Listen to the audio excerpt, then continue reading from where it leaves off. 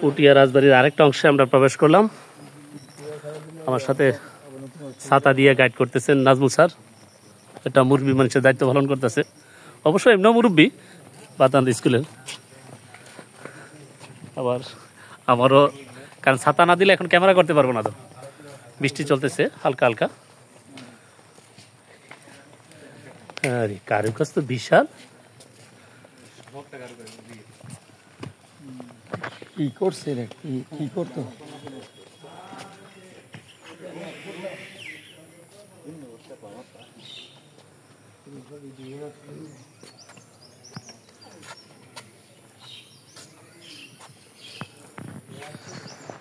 ভারতীয় সহকারী high commissioner আসছিল 24 সালেই তো, আরে গত বছরের প্রথম দিকে জানুয়ারি মাসের 30 তারিখ বৃক্ষরোপণ করেন শ্রী মনোজ কুমার, ভারতীয় সহকারী কমিশনার।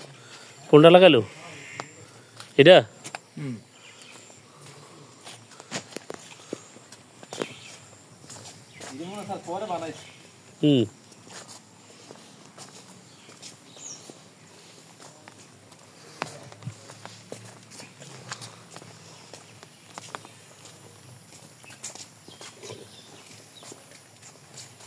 না, রাজবাড়ি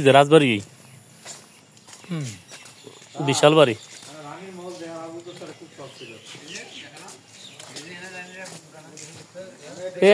রানীরা গোসল করতো, রানীকে গোসল কানা যাই, সরেন রানীকে গোসল কানা যাইলি যাতে কোনো পুরুষ না পড়তে পারে না।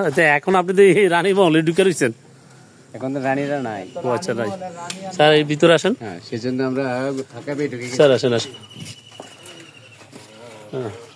এটা কি রানীদের গোসল খানা নাকি?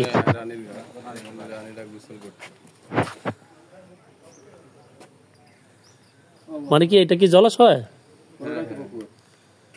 এভাবে জলাশয় না, পুরোটাই পুকুর। এখানে রানীদের গোসলের জন্য আলাদাভাবে যে হ্যাঁ পর্দা করে রাখছে আর কি। রানীদেরকে বুঝছেন, পর্দা খালি মুসলমানরা করে না, হিন্দুরাও করে।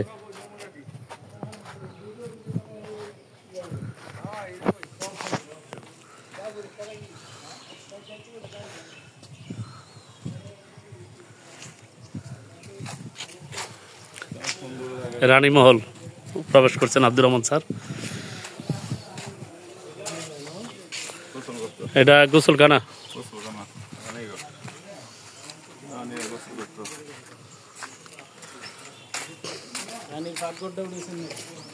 সব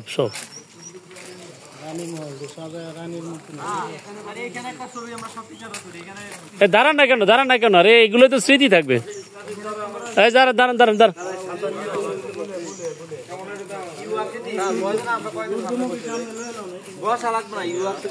দরকার আমি বসবো, আমি যেহেতু এমনি লাম্বা মানুষ আছি আমি বসবো। হ্যাঁ জানতো ধরেন, এটা এখন ক্যামেরা চলতেছে, ক্যামেরা থাকুক সমস্যা নেই।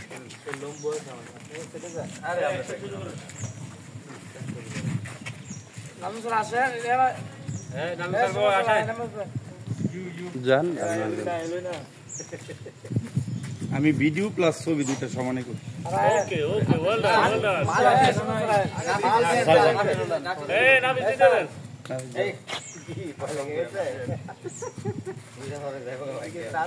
যান আপনি যান।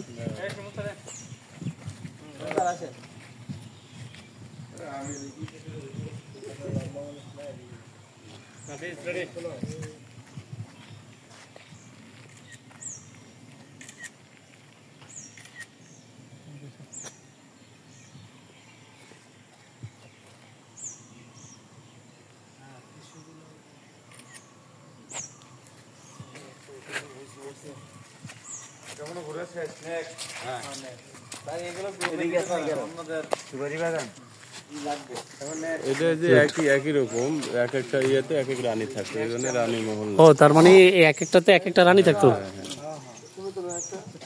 সেম ক্যাটাগরি সবগুলো তো, এইগুলো রানী মহল। রানী মহল রাজা যখন ইচ্ছে তখন